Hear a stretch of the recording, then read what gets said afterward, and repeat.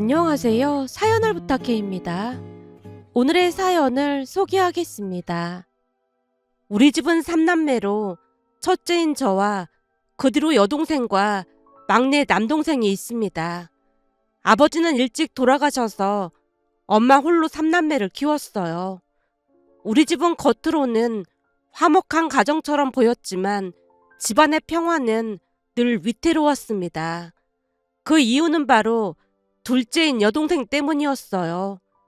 여동생은 어릴 때부터 자기 중심적이었습니다.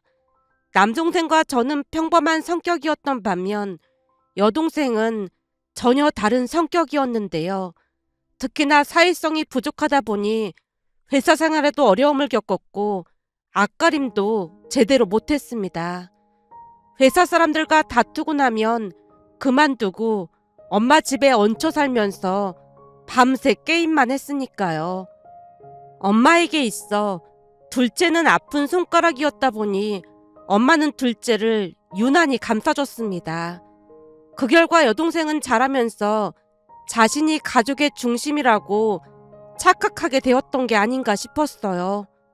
둘째는 특히 자신의 물건에 대한 집착이 강했는데요.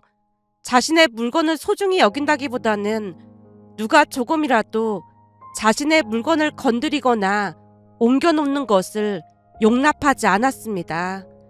간단한 예를 들어보자면 둘째 방에 있는 책상 위 물건을 조금만 옆으로 밀어놓아도 금방 알아차리고는 집안이 떠내려가라 소리치며 난리를 피웠어요. 누가 내 물건 만졌어? 누가 이거 이쪽으로 옮겼냐고! 소영아, 네 물건을 누가 만졌다고 그래? 네가 착각한 거 아니야? 분명히 옮겼다니까? 누가 옮겼냐고! 그럼 엄마가 그랬나 보네. 미안하다. 내가 만지지 말라고 몇 번이나 말했잖아. 둘째는 사소한 변화에도 예민하게 반응하며 온 집안이 떠나가도록 소리쳤습니다. 가족들은 그런 둘째의 행동에 지쳐 있었지만 웬만하면 문제를 키우지 않으려고 둘째를 피하며 조심했어요. 하지만 둘째의 태도는 시간이 갈수록 도를 넘어섰는데요. 둘째는 성격이 그렇다 보니 남자친구를 사귀어도 한 달을 못 갔기에 결혼은 엄두도 못 냈습니다.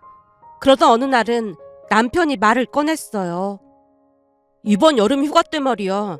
회사에서 제휴해준 펜션이 있는데 예약해서 처갓댁 가족들하고 함께 여행 갈까? 정말? 그래도 돼? 몇 달 전에 본가 가족들하고만 여행 다녀와서 당신한테 조금 미안했거든. 그럼 나야 정말 고맙지. 그렇게 남편이 펜션을 예약해서 함께 여행을 갔는데요. 여행 첫날부터 사고가 터졌습니다. 그날은 날씨가 유난히도 더웠다 보니 펜션에 도착을 하자마자 여동생이 리모컨으로 에어컨을 켰지만 이상하게도 에어컨이 켜지지 않았는데요. 갑자기 여동생이 발광을 하더니 리모컨을 집어던지면서 욕설까지 하는 게 아니겠어요. 어찌나 놀랐던지 엄마가 몸서리를 쳤습니다. 소영아, 대체 뭐 하는 거니? 더워 죽겠는데 에어컨이 안 되잖아. 그렇다고 그 난리를 칠 게 뭐야. 네가 그러면 형부가 얼마나 불편하겠어. 그러니까 좀 비싼 펜션으로 했으면 괜찮았잖아. 에어컨도 안 되는 곳으로 잡았으니까 화가 나서 그렇잖아.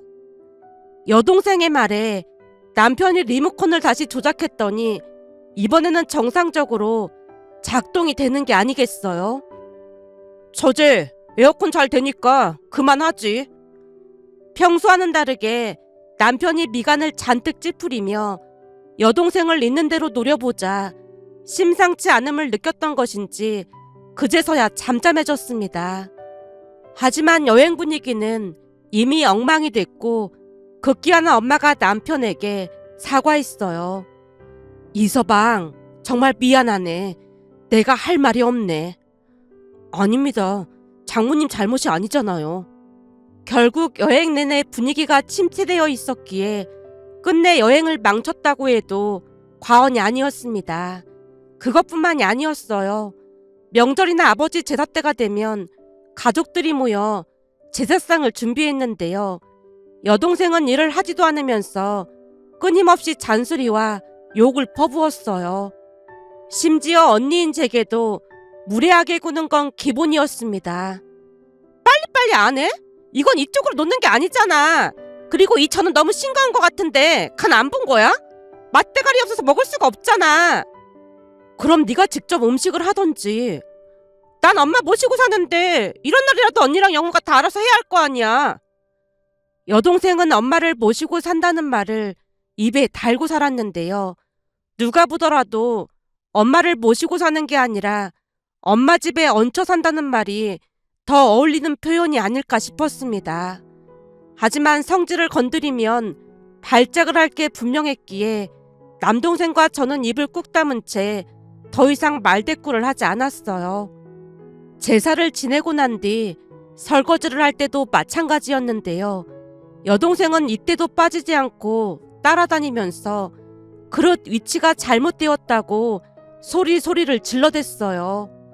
이 그릇 위치가 여기가 아니라고 내가 몇 번이나 말했지. 꺼낸 그대로 넣어두라고 했잖아. 나중에 이거 찾느라 얼마나 힘든 줄 알아? 소영아, 민영이랑 영우가 그 위치를 어떻게 기억하겠니? 네가 설거지할 거 아니면 그냥 조용히 있어. 음식을 만든 것도 아니고 설거지를 하지도 않을 거면서 웬 잔소리를 그렇게 하고 있어.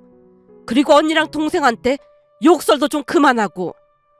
내가 엄마를 모시고 사는데 쟤들이 하는 게 당연한 거지. 엄마는 왜 항상 쟤들 편만 드는 거야?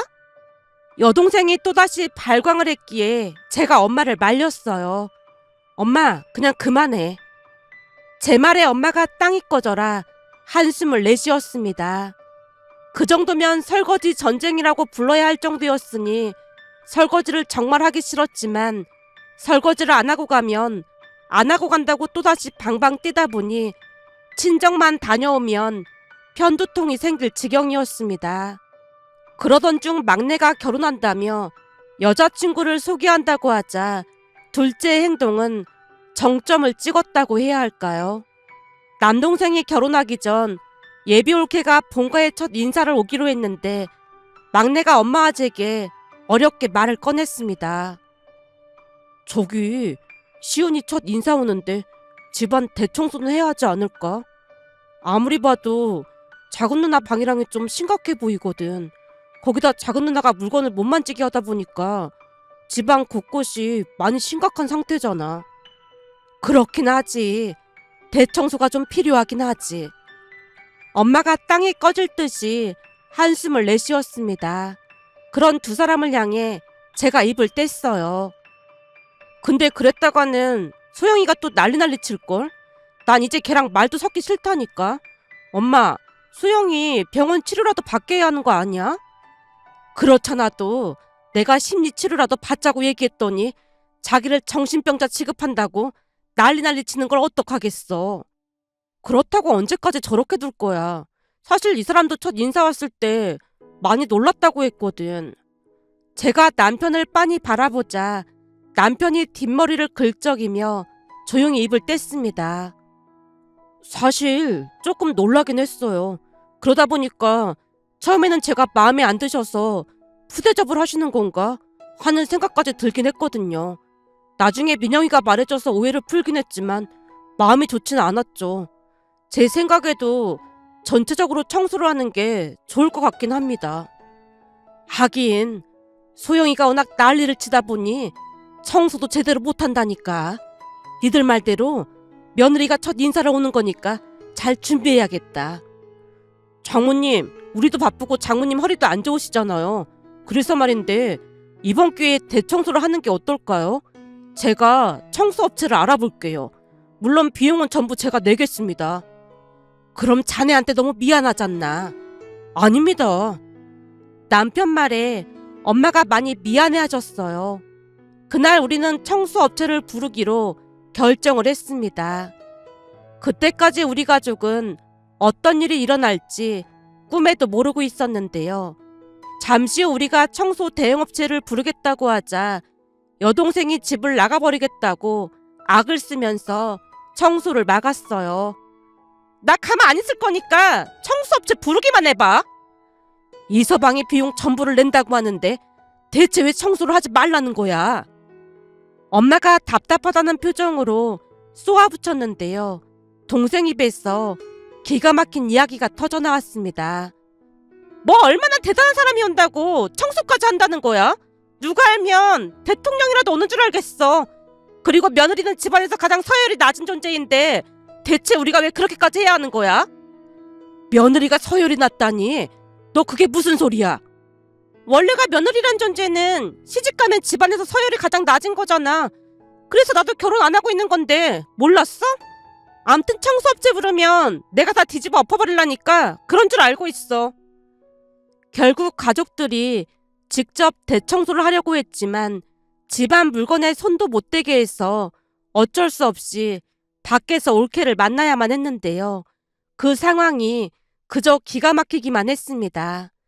그날 올케가 돌아가고 난 뒤 집으로 가던 중 남편이 어렵게 말을 꺼냈어요.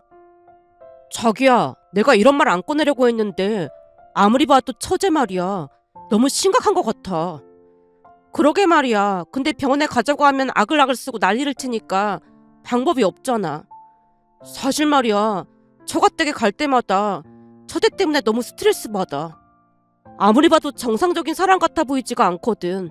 앞으로 처남댁도 엄청 힘들어질 것 같은데 뭔가 방법을 모색해야 하지 않을까 싶어. 남편의 말에 많은 생각을 했습니다. 그 뒤 남동생은 결혼을 했는데요. 역시나 여동생이 매번 꼬투리를 잡아서 올케를 힘들게 했어요. 올케는 착한 사람으로 한 번은 엄마 선물을 사면서 같이 살고 있는 여동생 선물도 준비한 모양인데요. 여동생은 그 선물을 뜯지도 않고 1년 내내 올케 보란 듯이 잘 보이는 곳에 방치해 두었습니다. 오죽했으면 엄마가 안 보이게 치우려고 했지만 만지기라도 하면 가만두지 않겠다는 말까지 하면서 가족들의 마음을 다시 한번 짓밟았어요. 또 어느 날은 막내 동생 부부가 본가에 갔다는데 자기는 저녁 식사를 무조건 5시에 먹어야 하지만 늦게 왔다고 그 시간에 밥을 못 먹었다면서 아주 난리를 쳤다는데요. 그 모습에 올케가 조용히 여동생을 말렸다네요. 형님, 제가 한우 사왔는데 같이 구워 먹어요. 내가 저녁밥은 반드시 5시에 먹어야 한다고 했는데 왜 늦은 거야? 그게 오다 보니 사고가 나서 차가 좀 막히더라고요. 내 말을 무시한 건 아니고? 절대 그런 거 아니에요. 올케가 손사래를 쳤지만 여동생이 문을 쾅 닫고 방으로 들어가 버렸다네요. 결국 가족 모두 서서히 지쳐갈 수밖에 없었습니다. 특히나 아무렇지도 않게 욕을 할 때마다 가족 모두 어마어마한 스트레스를 받았으니까요. 하지만 올케는 착한 사람으로 혹여나 엄마가 힘들어할까 싶어 아무렇지도 않은 척한 모양인데요. 그날 식사를 하고 난 뒤 엄마가 휴대폰을 보다가 입을 뗐다네요. 휴대폰이 오래돼서 이게 잘 눌리지가 않아. 어머님, 그럼 제가 하나 사드릴까요? 아니다. 내가 사면 되니까 휴대폰 매장에 같이 가줄 수 있겠니? 휴대폰 매장 직원이 하는 말을 들어보면 도통 무슨 말인지 알아들을 수가 없어서 말이야. 그럼요. 같이 가드릴게요. 그렇게 엄마가 남동생 부부와 함께 근처 휴대폰 매장으로 갔고 올케가 휴대폰을 사드렸다는데요. 휴대폰 요금까지 올케 통장에서 자동이체로 나가도록 해놨다고 했습니다. 그날 올케와 동생이 돌아가고 난 뒤 엄마에게서 전화가 걸려왔어요. 민영아, 오늘 영우랑 시은이가 다녀갔는데 휴대폰을 바꿔주고 갔지 뭐니. 글자도 큼지막하게 잘 보이고 휴대폰 기능도 이것저것 알려주고 갔어. 거기다 내가 괜찮다고 했는데 굳이 휴대폰 요금도 시은이 통장에서 나가게 했지 뭐니. 시은이가 보면 볼수록 아주 진국이야. 진짜? 영우가 여자 보는 눈이 있다니까. 그러게 말이야. 싹싹한 게 얼마나 착한지 모르겠어. 그래서 말인데 조금 있으면 시은이 생일이잖니. 내가 돈을 좀 보낼 테니까 네가 백화점에 가서 백 하나 좋은 걸로 사주던지 해. 엄마 입에서 백이라는 말이 나왔기에 제가 놀란 채 물었습니다. 평소 백이라고 하면 사친이 뭐니 그랬으면서 엄마가 웬일이야? 예쁜 짓만 하니까 뭐든지 다 해주고 싶어서 그렇지. 거기다 내 친구도 며느리 첫 생일날 명품 백을 선물로 해줬더니 엄청 좋아했다잖아. 내가 돈 보내놓을 테니까 네가 잘 좀 골라봐. 제가 알았다고 대답하고 전화를 끊었는데요. 그 뒤 며칠이나 지났을까요? 엄마에게서 다시 전화가 왔는데 기가 막힌 말을 하는 게 아니겠어요. 민영아, 내가 소영이 때문에 속이 상해서 살 수가 없다. 왜 또 무슨 일이 있었던 거야? 아무리 봐도 소영이가 정신이 헷가닥한 것 같아. 그건 우리가 이미 수차례 말했던 거잖아. 이번엔 대체 무슨 일인데 그래? 그게 말이야. 내가 참 기가 막혀서 말이 안 나오네. 그때 며느리가 해줬던 휴대폰 있잖아. 그게 마음에 안 든다면서 위약금까지 물어가면서 휴대폰을 다시 바꿔버렸다니까. 내가 그렇게나 말렸는데도 듣질 않지 뭐니. 대체 머릿속에 뭐가 들어있으면 저럴 수가 있다니. 진짜로 그랬단 말이야? 그거 올케가 휴대폰 요금까지 내주고 있었다며. 그러니까 내가 환장하겠다는 거 아니겠니? 대체 저 화상은 왜 저 모양이라니? 극기야는 엄마가 울먹이기까지 했기에 제가 그동안 속에 담아놨던 이야기를 진지하게 꺼냈습니다. 엄마, 말이 나와서 하는 말인데 그동안 우리도 불만이 어마어마하게 많았다는 건 엄마도 알고 있잖아. 내가 여기저기 물어봤거든? 근데 아무리 봐도 소영이가 말이야, 문제가 심각한 것 같아. 엄마가 아픈 손가락이라고 해서 그동안 우리도 참고만 있었는데 요즘 들어 하는 짓이 더 과간도 아니잖아. 그렇긴 한데 병원 치료를 받자고 해도 싫다고 하고 나도 어찌해야 할지 모르겠다. 엄마도 자포자기한 듯 많이 힘들어했습니다. 그리고 얼마 뒤 정말이지 상상할 수도 없는 일이 일어났는데요. 엄마 생신날 제가 깜빡하고 용돈을 뽑아오지 못했다 보니 엄마에게 말했어요. 엄마, 이 서방에 돈 뽑아놓으라고 했는데 내가 깜빡한 거 있지.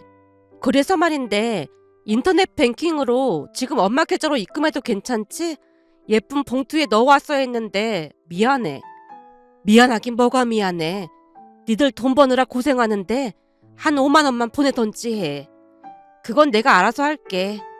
제가 엄마 통장으로 100만 원을 보내드렸는데요. 옆에서 듣고 있던 여동생이 갑자기 소리를 질러댔습니다. 돈 보내지 마! 내가 엄마한테 용돈 드린다는데 네가 뭔 상관이야? 돈 보내지 말라니까?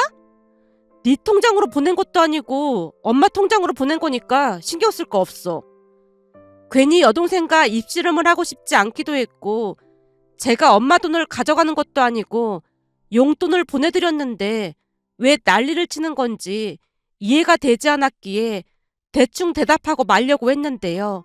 순간 여동생 입에서 또다시 쌍욕이 터져나오더니 집안이 떠내려가라 소리쳤습니다. 인터넷 뱅킹으로 돈 보내면 내가 뽑아다 줘야 하잖아. 그니까 보내지 말라고.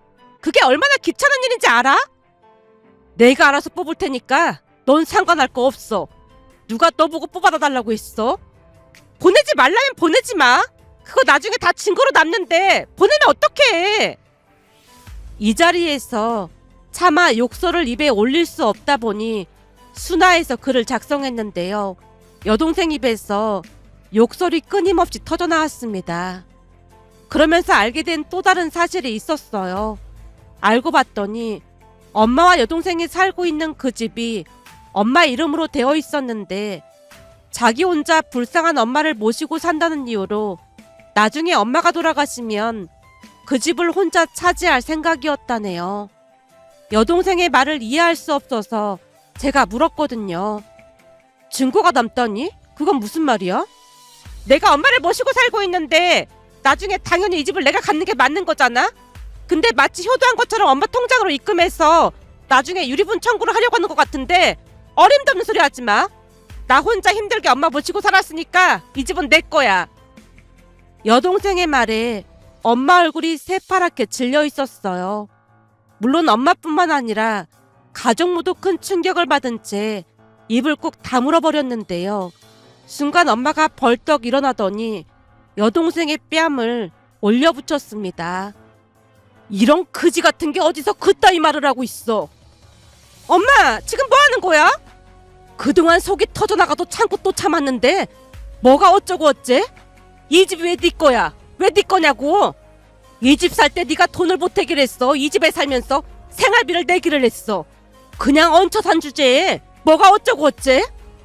엄마, 내가 지금 바로 갖겠다는 게 아니라 엄마 돌아가시면 그때 유산으로 받겠다는 거잖아. 근데 쟤들이 유류분 청구 소송이라는 걸 하면 골치 아프다고 하길래 걱정돼서 그런 것뿐이야. 그동안 제정신이 아닌 줄은 알고 있었는데 이제 보니 미쳐도 단단히 미쳤구나. 너 당장 내 집에서 나가. 엄마가 뒷목을 잡으며 고래고래 소리를 질러댔어요. 엄마, 집을 나가라니. 나보고 어딜 가라는 거야? 그걸 왜 나한테 물어? 30살 넘게 밥 먹이고 채워줬으면 이제 네가 알아서 살아야 할 거 아니야. 어디에 할 짓이 없어서 키워준 엄마 재산을 욕심내고 있어. 그동안 너 때문에 스트레스 받아서 머리도 빠지고 사는 게 아니었지만 자식이니까 지금까지 참고 견뎠는데 이대로 가다가는 너 때문에 집안이 풍비박산날 것 같으니까 당장 이 집에서 나가. 엄마, 진짜 후회 안 할 거야? 내가 후회를 하긴 왜 후회를 해? 가까운 사이일수록 더욱 예의를 지켜야 하는 건데 그동안 네가 하는 행동을 생각해봐. 그게 인간이 할 짓이야? 나도 더 이상 너 책임 못 지니까 나가서 혼자 살아. 이 정도면 우리도 가족이란 이유만으로 너한테 할 만큼 한 거야. 어디 할 짓이 없어서 형부가 있는 자리에서 리모컨을 집어던지고 쌍욕을 할 수가 있어. 거기다 네 올케가 너 생각해서 선물 사다 주고 그럴 때마다 네가 언제 한번 고맙다는 말 한 적 있어? 너 잘 들어. 가족들이 멍청해서 네가 하는 행동 그냥 눈 감아준 줄 알아? 웃기는 소리 하지 마.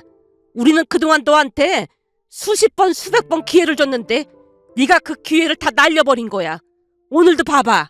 네 언니가 내 돈을 뜯어간 것도 아니고 오히려 생일이라고 용돈을 줬는데 네가 왜 지랄이야 지랄이. 이 미친 거사. 그동안 나는 욕을 할 줄 몰라서 안 한 줄 알아? 욕하면 상대방이 상처받는 걸 뻔히 아니까 안 한 것뿐이야. 근데 넌 언제 한번 그런 생각이란 걸 해본 적이 있어? 아무튼 다 필요 없고 나는 자식 하나 없는 셈 치고 살 테니까 당장 짐 싸서 나가. 엄마가 여동생 방으로 들어가서 가방에 옷가지들을 대충 밀어넣고는 밖으로 내던져 버렸습니다. 영우야, 쟤 좀 당장 내쫓아버려라. 엄마 말이 끝나기 무섭게 막내가 둘째를 밖으로 밀다시피 내쫓아버렸는데요. 막내가 지긋지긋하다는 표정으로 입을 뗐어요. 사실 저도 그동안 참을 만큼 참았어요. 그렇잖아도 작은 누나 그대로 두면 저는 2번 다시 집에 안 올 거라고 말하려고 했는데 엄마 잘하신 거예요. 그리고 제가 볼 때는 저 성격 절대로 못 고칠 거예요. 엄마 건강을 위해서라도 그냥 내쫓는 게 맞아요. 밖에서 여동생이 고래고래 소리를 질러댔는데요. 엄마가 문을 열더니 여동생 얼굴에 물을 확 끼얹어 버렸어요. 동네 시끄럽게 하지 말고 당장 꺼져! 그 모습을 보며 엄마가 단단히 각오했다는 생각마저 들었습니다. 그 뒤 엄마는 부동산에 찾아가서 집을 전세로 내놨고 혼자 살고 있는 친구 집에서 지내겠다고 지방으로 내려가셨어요. 그렇게 여동생은 고시원에 들어갔던 모양인데요. 제게 하도 전화를 해대서 저도 차단해버렸습니다. 그러던 어느 날은 고모에게서 연락이 왔는데 기가 막힌 말을 꺼냈어요. 민영아, 니들 소영이랑 영 끊고 산다며? 아, 그게 그동안 우리도 참을 만큼 참았어요. 그치만 가면 갈수록 정도가 너무 심해져서 도저히 안 되겠더라고요. 예, 소영이가 성격이 조금 욱하긴 하지만 그렇게 착한 애가 없는데 가족끼리 어쩜 그럴 수가 있니? 니들이 소영이를 챙겨야지 누가 챙기겠어. 그러지 말고 네 엄마한테 연락해서 소영이랑 잘 풀라고 해봐라. 고모, 우리 집안일이니까 우리가 알아서 할게요. 그래도 가족인데 진짜 독해도 너무 독하다. 네가 언니인데 동생을 챙겨야지 그러면 쓰겠니? 고모가 한참 동안이나 우리 가족을 비난했습니다. 그 뒤에는 고모뿐만 아니라 친척들 모두 우리를 비난하며 그래도 가족인데 여동생을 내치면 안 된다는 말을 했는데요. 아무리 가족일지라도 넘지 말아야 할 선이 있는데 가족이 남보다 못하다는 생각과 함께 여동생을 내친 우리가 정말로 잘못된 것인가라는 복잡한 마음에 이렇게 글 남겨봅니다. 오늘의 사연은 여기까지였습니다. 즐겁게 보셨다면 구독, 좋아요 부탁드립니다. 고맙습니다.